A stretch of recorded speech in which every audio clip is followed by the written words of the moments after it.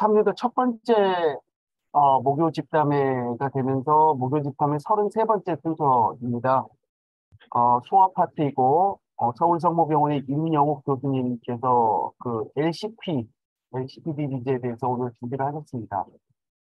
여기 있는 전공의 선생님들도 마찬가지고 우리 4년차 선생님들 뭐 시험 얘기하는 거 자꾸 좀 스트레스 받겠지만은 이게 소아 파트에서 굉장히 중요한 부분이고 전문의 시험이나 이런 데 안 나올 수가 없죠. 굉장히 중요한 파트이기 때문에 오늘 여러분들에게 많은 도움이 될 것으로 생각합니다. 임용 교수님 준비되셨으면 시작해 주십시오. 예, 근데요, 죄송한데. 이게 내 노트북을 새로 산 거여가지고, 이게 화면 공유를 변경하려면 클릭하시.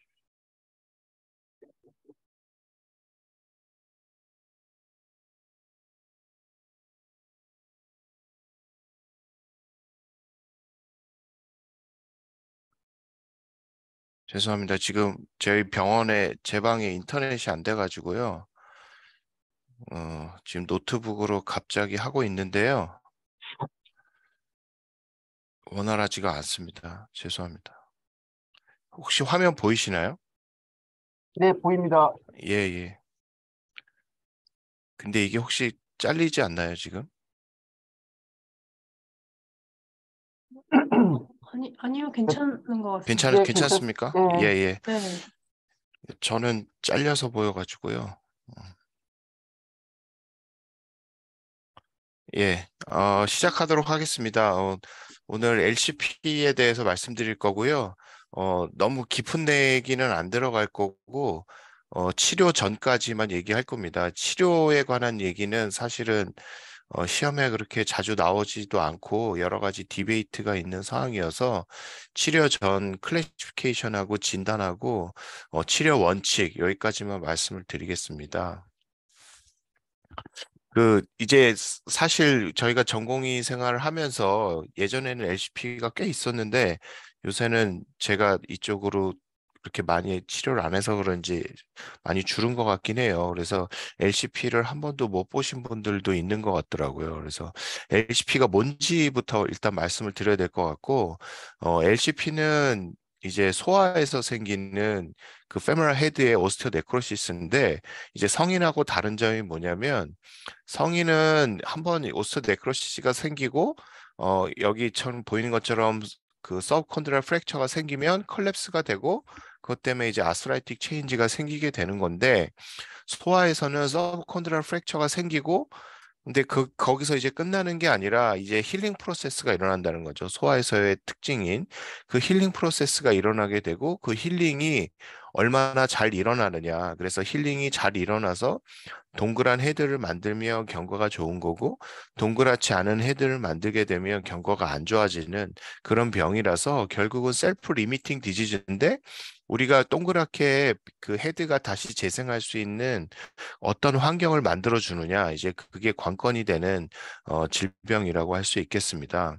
어, 케이스를 먼저 보여드릴게요. 제가 5세 남자 환자인데요.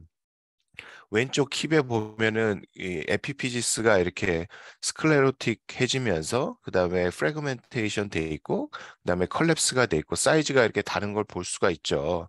이제 이런 거를 저희가 이제 LCP라고 얘기를 하는 거고 MRI를 찍어 보면 MRI 상에서 거의 토탈 인벌브 돼 있는 네크로시스 소견을 볼 수가 있습니다.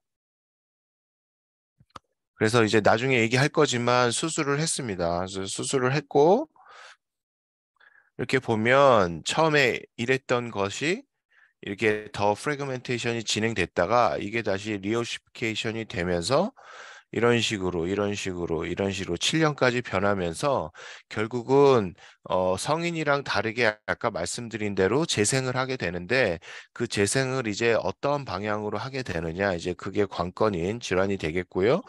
셀프 리미팅 디지즈라는 거를 아셔야 될 것 같습니다. 그래서 LCP라는 거는 이렇게 돼 있는 이렇게 헤드가 이렇게 네크로시스가 돼 있던 것이 다시 재생이 되는 병이다. 그럼 이걸 어떻게 잘 재생시키느냐는 것이 이제 우리의 역할이다라는 겁니다.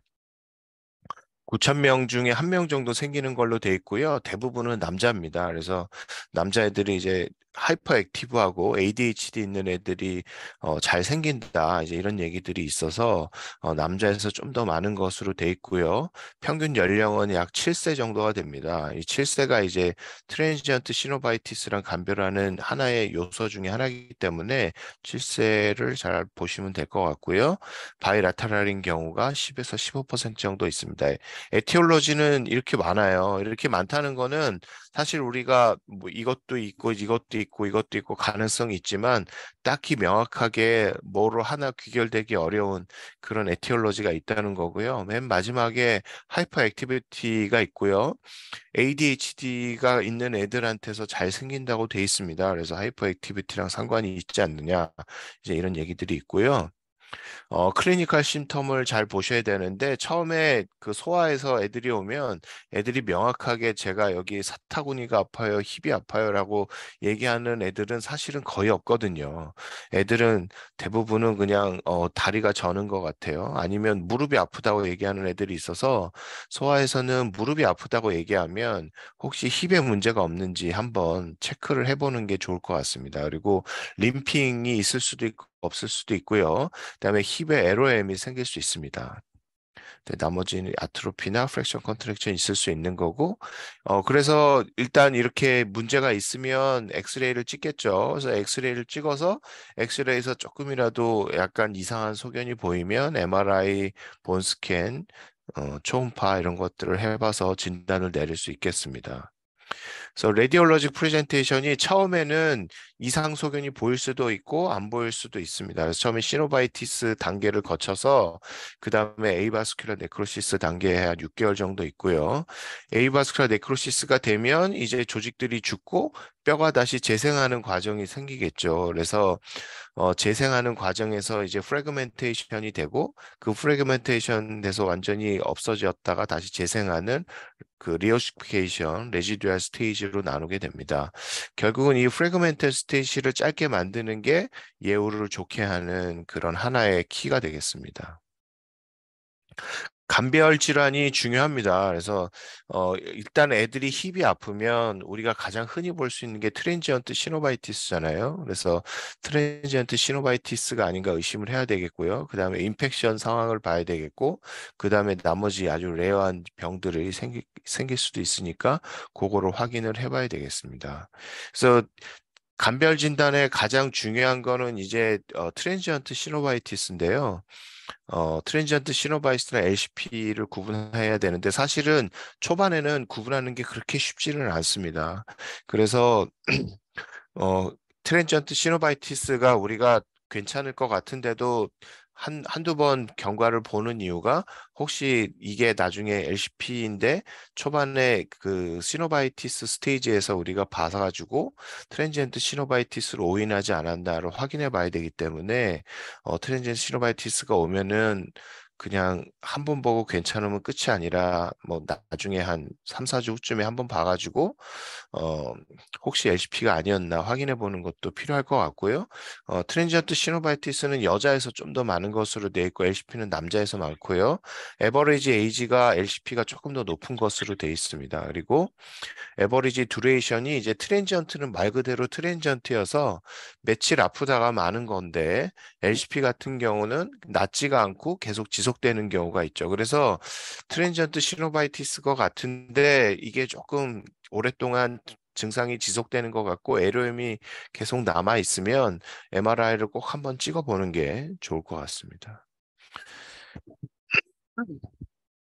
그다음에 예후 인자를 보면 8세 이상이 안 좋아요. 8세 이상이 안 좋은 이유는 그 우리가 리제너레이션이 돼가지고 다시 이게 그 헤드가 리제너레이션이 돼야 되는 건데 그 리모델링이 돼야 되는 건데 그 리모델링이 되는 포텐셜이 8세가 지나면 떨어지기 때문에 8세가 지나면 경과가 안 좋은 걸로 돼 있고요.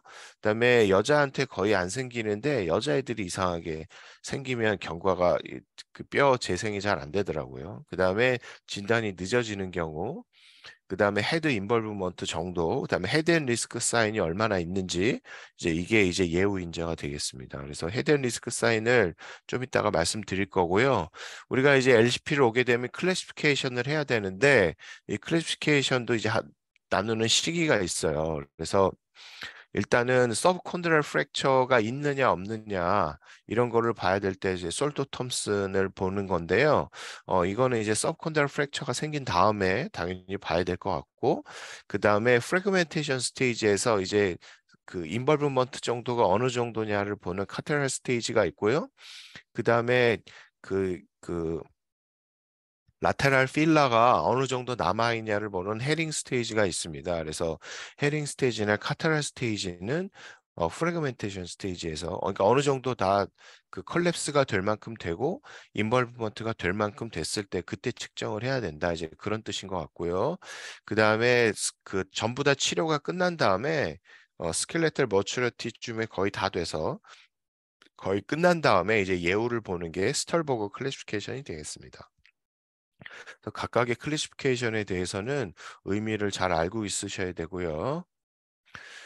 먼저 이제 보이는 게 솔토 톰슨인데 솔토 톰슨은 간단합니다. 그래서 50% 이하로 서브콘드럴 프랙처가 있으면 그러면은 A가 되겠고요. 50% 이상 서브콘드럴 프랙처가 인벌브가 돼 있으면 B가 되겠습니다. 상식적으로 당연히 사이즈가 크면 클수록 경과가 안 좋겠죠. 그래서 A에 비해서 B가 경과가 안 좋은 것으로 돼 있습니다. 그래서 프로그레그 라테랄 뷰를 찍으면 이렇게 서브콘드럴 프랙처 소견이 잘 보일 수 있고요. 그 다음에 카테랄 스테이지고 이게 전부는 아니지만 카테랄 스테이지는 일단은 그 인벌브먼트 된 정도에 따라서 나눈다고 보면 되겠고요. 러프하게. 그래서 1, 2, 3, 4로 나눌 수 있는데 이제 3부터 안 좋은 거고 그래서 50% 이상이 인벌브가 되면 3가 되겠고요. 거의 토탈 인벌브 되는 거를 4로 보고 있습니다. 그 다음에 이제 헤링 스테이지고요. 헤링 스테이지는 이제 라테랄 필라가 어느 정도 인벌브 돼 있느냐에 따라서 나눠지는 겁니다. 라테랄 필라는 기둥이죠. 그래서 헤드의 라테랄 쪽에 에피피지스가 얼마나 살아 있느냐. 그래서 그룹 A를 보면 라테랄 필라가 살아있는 경우 이걸 얘기하는 거고요. 그룹 B는 라테랄 필라가 주저앉았죠. 주저앉았는데 정상 측이랑 비교해서 50% 이하로 주저앉아 있으면 그러니까 라테랄 필라가 많이 살아있으면 그러면 B가 되겠고요. 그 다음에 50% 이상 그 라테랄 필라가 주저앉아 있으면 그러면은 그룹 C로 나눌 수 있습니다. 그래서 라테랄 필라가 그 성인에서의 오스트 네크로시스도 중요에서도 마찬가지로 매우 그 예후에 중요한 인자니까 잘 알아두시면 좋겠고요. 그 헤링에 이제 BC 보더가 있습니다. 그래서 그러면은 이제 우리가 이런 의문이 생길 수 있죠. 50%로 기준을 했는데 그러면은 이제 물론 여기 세 가지 경우가 이제 BC 보도에 해당하는 경우지만 49%면 어떻게 했느냐? 48%는 그러면 B인데 그러면 그 B인데 그게 정말로 괜찮은 거 맞느냐? 이제 그런 의문점에서 이제 시작을 하게 된 거고요. 그래서 여기 보시면 세 가지 경우가 그 PC 보도에 해당하는 경우가 되겠고 50% 근처에 있으면 우리가 B라고 표현하기보다는 PC 보도로 왜냐하면 B보다는 예후가 상당히 안 좋은 걸로 돼 있기 때문에 PC 보도로 우리가 표현을 하고 있는 것 같습니다.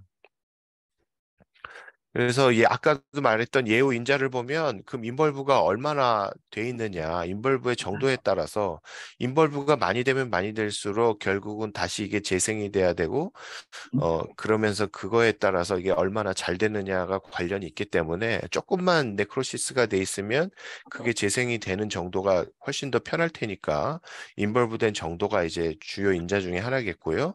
나이가 8세 이상이 넘어가면 리제너레이션 포텐셜이 떨어지게 되면서 헤드가 똑바로 잘 안 생기게 되니까 나이가 아주 중요한 예후인자 중에 하나가 되겠고요. 그 다음에 이게 이렇게 헤드를 이렇게 잘 생겼을 때 헤드의 스페러시티가 어느 정도냐, 그다음에 컨그런시가 어느 정도냐가 되냐에 따라서 성인에서 이제 세컨더리하게 오해가 생기느냐, 생기지 않느냐를 보는 주요 인자가 될 것 같습니다. 그다음에 이제 헤드 앤 리스크 사인인데요. 이게 클리니컬 리스크 사인이 있고 레디올로지 리스크 사인이 있는데 클리니컬한 리스크 사인은 일단 오베스하면 안 좋습니다. 너무 뚱뚱하면 우리가 헤드가 재생하는 과정에서 헤드가 약간은 그 말랑말랑하자는 그렇고 뼈보다는 딱딱하지 않은데 오베스한 애들은 체중 때문에 컬랩스가 일어나는 것 같아요. 그래서 오베스한 경우가 안 좋은 것으로 돼 있고요.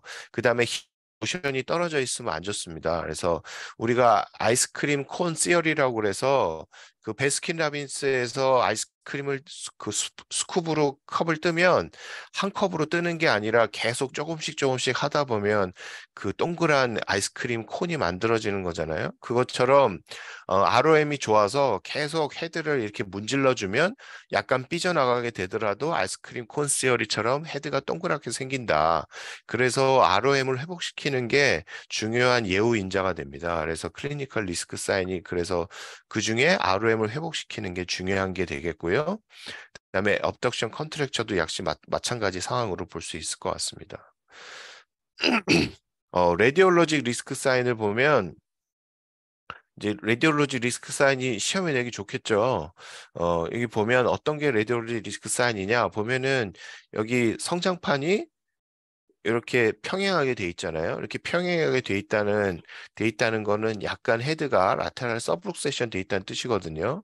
그래서 성장판이 이렇게 평행하게 호리지탈 그로스 플레이트가 예우 인자 중에 하나가 되겠고요. 그다음에 게이지 사인이라고 해서 라지하게 메타피지알 시스트가 이렇게 생기는 경우 이걸 게이지 사인이라고 하고요. 이제 요게 이제 하나 또 인자가 되겠고요.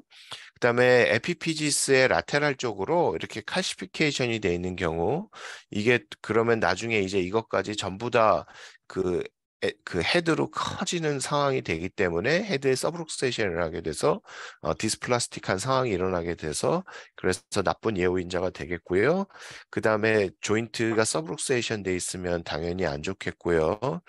그다음에 그 메타피지스의 그 메타피지알 그 시스트나 레어팩션이라고 해서 이런 그 메타피지스의 체인지가 오면 안 좋은 상황이 되겠습니다.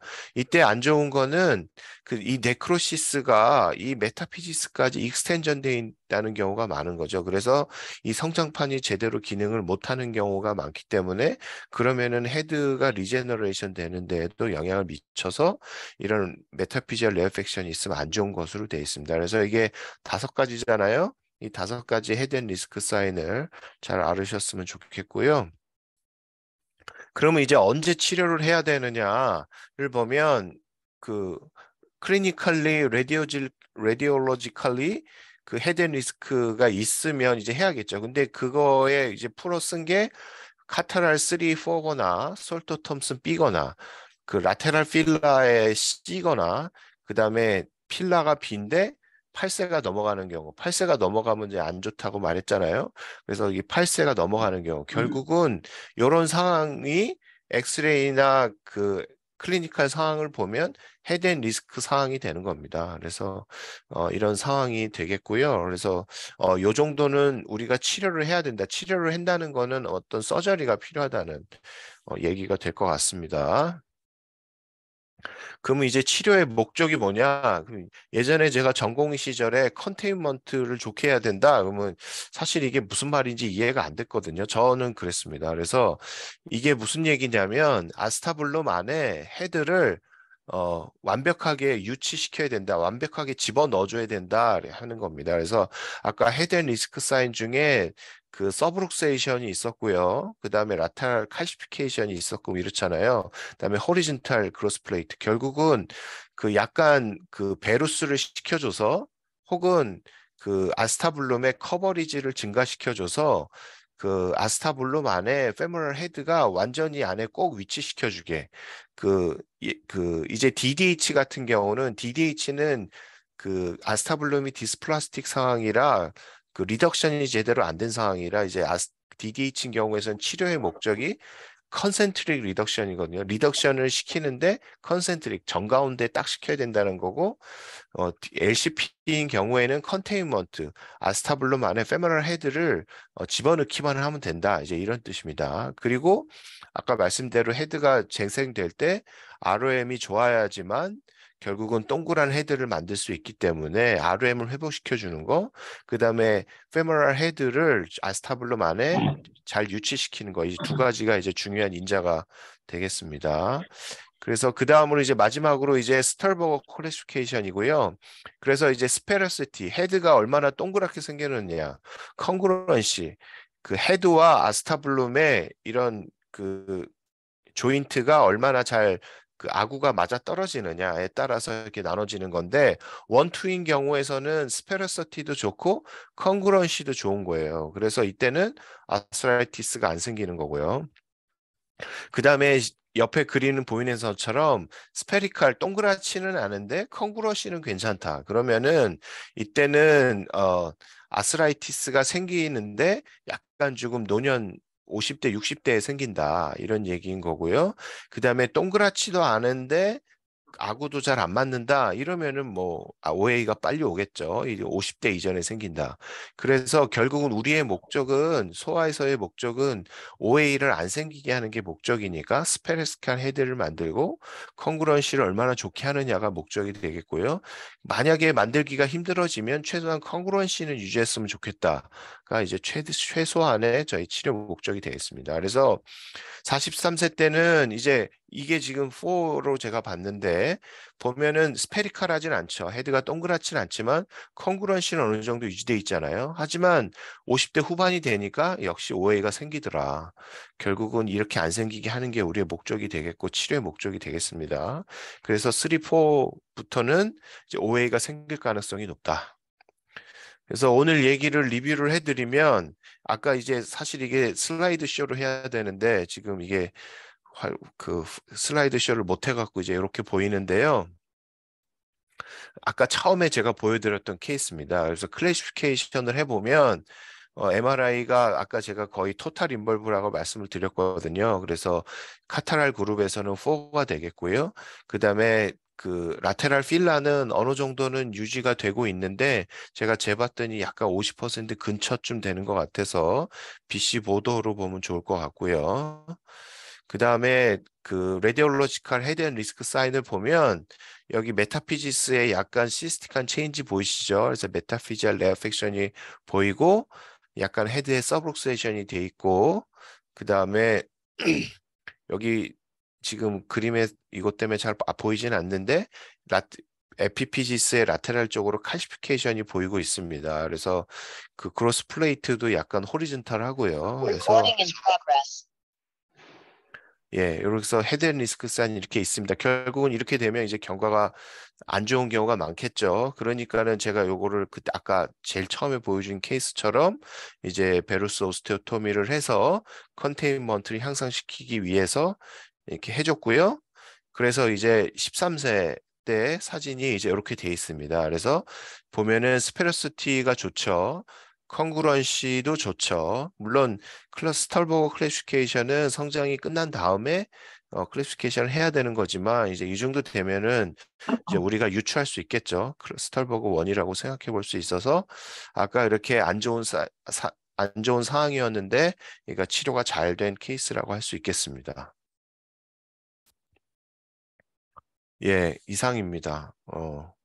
혹시 질문 있거나 코멘트 있으시면 해주시면 감사하겠습니다. 네. 임영욱 교수님 오늘 그 뭐 굉장히 양도 많고 굉장히 중요한 내용을 그 짧은 시간 안에 잘 정리해 주신 것 같습니다. 감사드립니다. 우리 그 전공의 스님들, 특히 4년차 스님들이나 아마 지금 공부하시면서 굉장히 궁금한 것도 많고 또 저기 하실 텐데 질문 있으시면 질문창에다가 좀 해주시고요. 오늘 보니까 그 우리 이한영 교수님 이하로 김덕준 교수님, 주선영 교수님 소화하시는 교수님들뿐만 아니고 고관절 하시는 교수님도 다수 많은 관심을 가지고 참여해 주신 것 같습니다. 감사드리고요. 혹시 그 우리 소아 파트에서 혹시 오늘 강의 들으시고 질문이나 좀 코멘트 해주실 거 있으면 좀 부탁 좀 드리겠습니다. 이한용 교수님, 네, 처음부터 계셨는데 좀 코멘트 좀 부탁드리겠습니다. 네, 뭐, 이명혁 교수가 뭐, 워낙 잘 설명을 해주셔서, 특별하게 뭐 할 건 없고, 하여튼, 이제 우리, 뭐, 시험에도 좀 나오는 거고, 또, 임상적으로 되게 중요해요. 지금, 아마 요새 이제 이명혁 교수가 힙으로 많이 오리엔테이션 돼서, 어덜트 힙으로 많이 오리엔테이션 돼서 아마 LCP 환자를 조금 덜 보는 것 같은데, LCP는 꾸준히 많아요. 지금. 꾸준히 많아서, 외래에서 좀 이제 관심을 가지고, 봐야 될 것 같고, 하여튼, 페인풀 림프가 있을 때는, 관심이 가지고 나이, 연령 이런 걸 따져갖고 접근을 잘 해야 될 거라고 생각합니다. 그러지만 놓치지 않을 겁니다. 그리고 이제 치료는 사실 이게 굉장히 좀 전문적인 거라서 그냥 일반 사람이 하기에는 좀 쉽지는 않아요. 그리고 굉장히 길게 가야 되는 거잖아요. 이게 쇼텀으로 끝나는 게 아니라서 뭐 수화는 대부분 그렇지만 특히 이제 LCP 같은 경우에는 뭐 DDH도 그렇고 어렸을 때 시작하면 뭐 성장이 끝날 때까지 계속 봐줘야지만 되는 그런 상황이기 때문에 예, 그냥 일반 보통 뭐 레지던트나 아니면 그냥 개업이들이 좀 보기에는 조금 힘든 부분이 있을 거라고 봅니다. 그래서 이제 환자를 잘 이제 셀렉션 처음에 초기에 빨리 발견하는 게 좋으니까 왜냐하면 치료가 늦어지면 그만큼 망가져서 오는 거라서 그만큼 위험가 나쁘니까 치료가 빨리 시작이 돼야 되거든요. 별로 안 중요한 것 같지만 이게 그냥 셀프로 리미팅해서 이제 저절로 다시 혈액순환이 재개가 돼갖고, 리오시피케이션 되곤 하지만, 그래도 이게 치료를 잘 꾸준하게, 뭐, 안 한다 하더라도 관찰이라도 잘 해주지만 이게 좋은 결과가 없습니다. 그러니까 그런 부분을 생각해서 꾸준하게 잘해야 된다고 생각이 됩니다. 그래서 지금 제가 두서없이 말씀드렸는데, 이제 우리 지금 이제, 뭐, 보드 시험 이런 거에 좀 관여하시는 좀 액티브한 우리 중견 우리 교수님들이 좀 더 많은 코멘트를 해주시면 좋겠어요. 뭐 주선영 선생이나 아니면 석준 교수나 뭐. 네. 네, 감사합니다, 교수님. 그 전공의 질문 하나만 좀 소개드리겠습니다. 그 LCP를 구별하는 데 있어서 프래그멘테이션 시기하고 리오스피케이션 시기를 이제 구별을 하는데 어떻게 구별을 하고 그 두 개를 구별을 하는 데 있어서 가장 중요한 사인이나 소개는 혹시 어떻게 됩니까? 라고 부천성모병원 권건우 선생님이 질문하셨습니다. 지금 여기 시리얼 엑스레이를 제가 이거 띄워놨는데요. 이게 이제 LCP가 어떻게 변하느냐를 보는 건데 사실은 뭐 요거는 프래그멘테이션 스테이지다, 요거는 리에듀케이션 스테이지다. 그 중간 지점에 딱 있으면 사실은 그거는 구별하기가 어렵죠. 그렇게 보면은 어렵고 하지만 여기 보시면 포스트오피 사진 같은 걸 보시면은 여기 이렇게 그 에피피지스가 이렇게 정말로 프래그멘테이션처럼 잘잘이 쪼개져 있잖아요. 이게 결국은 네크로시스가 되면 리모델링 과정을 거치니까 리섭션이 되고 그 리섭션이 되는 게 다시 리오시피케이션 되는 그 상황이 되는 거잖아요. 그래서 그 포스트오피 사진에서처럼 이렇게 많이 찌글찌글해져 있으면 우리가 그걸 프래그멘테이션 스테이지라고 하는 거, 이니셜 사진이나 포스트오피 사진처럼 이게 다시 이제 6개월 사진에서 보면 다시 그 에피피지스가 다시 한 몸으로 다시 만들어지는 우리가 꼭 프랙처 힐링이 되는 것처럼 이렇게 되는 이런 사진이 보이잖아요. 그래서 이런 거를 리오시피케이션 스테이지라고 하고 그러니까 두 개는 서로 오버랩이 되는 거지. 딱 여기까지는 프래그멘테이션이고 여기까지는 리오시케이션 스테이지고 이제 이런 게 없는 거고 대체적인 과정이 지금 어느 쪽을 일어나고 있느냐 이제 이렇게 나눠질 수 있는 거죠. 그러니까는 항상은 다 스테이지는 오버랩이 되는 거고 그런 이렇게 진행되는 과정을 보시면 될 것 같습니다. 참고로 이게 시리얼 엑스레이를 잘 봐주시고 LCP의 경과가 결국은 이런 식으로 간다. 응? 요거를 좀 잘 아셨으면 좋겠습니다. 네, 감사합니다. 저기 김석준 교수님, 혹시 주선영 교수님 뭐 한 말씀만 좀 부탁드리겠습니다. 예, 강의 되게 잘 들었고요. 일단 중요한 거는 아이가 힙의 모션이 좀 이상하면은 지속적으로 보는 게 제일 중요한 것 같고, 그다음에 그 좀 비슷한 것 중에 하나가 메이어스 디스플라시아라는 게 있어요. 그러니까 프래그멘테이션 스테이지에 LCP처럼 생겨 있는데 희한하게 ROM은 좋고 나이 때는 뭐 한 3살, 4살 요 무렵에 오는 경우가 있는데 그런 경우는 이제 또 저절로 좀 셀프 리미팅 되게 이제 좋아지는 부분이기 때문에 그렇긴 하지만 그런 환자를 만나면은 뭐 이렇게 저기 운이 나쁜 건 아닌데 간혹 가다가 우리가 얼리 스테이지를 놓쳐가지고 환자한테 괜찮으니까 뭐 6개월 뒤에 오라든지 뭐 이런 식으로 되면은 나중에 왔을 때 아까 이한용 교수님 말씀하셨듯이 초기를 놓쳐가지고 치료하는 시기를 놓쳐버릴 수가 있기 때문에 뭔가라도 좀 찜찜하거나 그러면 자주 팔로우업을 하는 게 중요하고 그리고 중간에 LOM이라든지 환자 피지컬에서 좀 뭔가 이상하다. 그러면 본인이 뭐 소화를 하는 사람이 아니면 소화하는 병원으로 빨리 좀 가보시는 게 좋겠다. 이렇게 리퍼라도 해주면 여러 가지 뭐 이렇게 문제점에서 좀 벗어날 수 있지 않을까 이렇게 생각이 됩니다. 네, 감사합니다. 우리 주소정 교수님 마지막으로 한 말씀 부탁드리겠습니다. 예, 저기 시간이 많지 않아서 짧게 말씀드리면은 그 LCP는 사실 이게 100년 넘게 발견된 지 100년 넘는 디지즈인데 아직도 뭐 어떻게 치료해야 되는지 이런 제너럴 컨센서스가 없거든요. 그래서 치료를 묻는 문제는 거의 안 나오고요. 오늘 강의 말씀해 주신 그 클래시피케이션, 그다음에 특히 이제 라테랄 필러 클래시피케이션, 그다음에 컨테인먼트 세라피의 인디케이션이 되는 경우 오늘 아스로그램에 대해서는 말씀 안 해주셨는데요.